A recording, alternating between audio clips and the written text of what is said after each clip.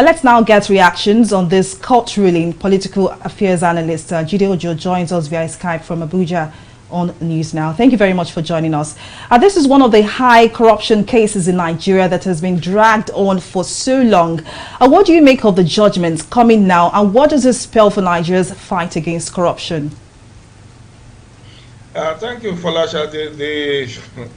It's a very interesting one. Another one bites the dust. It is indeed. 9 years after, it shows the snippets with which our judiciary works. Although it's not entirely the fault of the judiciary. From what I learned, the first judge who handled the case from 2013 or thereabout was promoted to Court of Appeal. The second one has to recuse herself because of the allegation by Faoruk Lawan'ssentencing legal team that she's biased.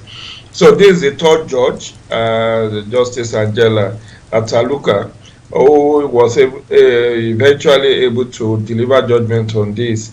It's one of the very high-profile corruption cases that have been in the works for close to a decade, since 2012. And all is well that ends well.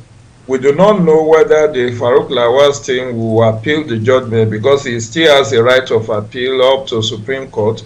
But be that as it may, at least at the court of first instance, I think this is a well-deserved, well-researched judgment.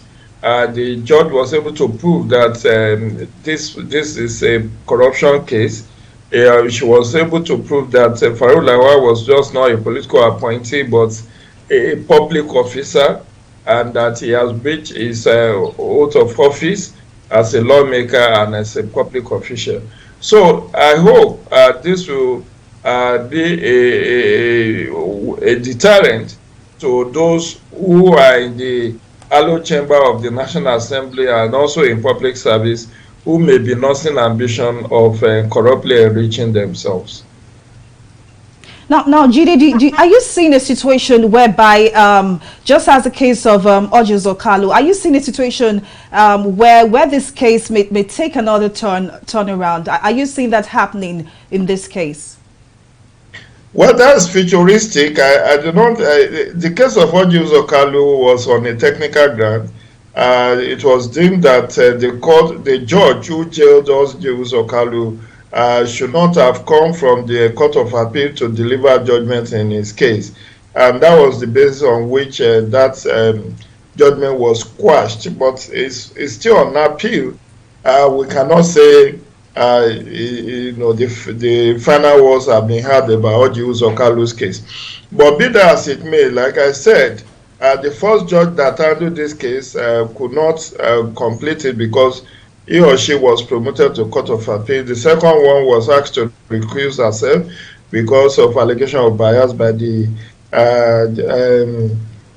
senior advocate Michael Zekume-led legal team of Faoruk Lawan'ssentencing. So this is the judge, this is the third judge that have had this case. And like I said, what I see possibly happening is a lodging of appeal at the Court of Appeal to see whether they can obtain this judgment. But at least for the Court of First Instance, I think this is laudable. That at least we have had another of public officials being made the scapegoat for those who may be thinking that the war against corruption in Nigeria is dead.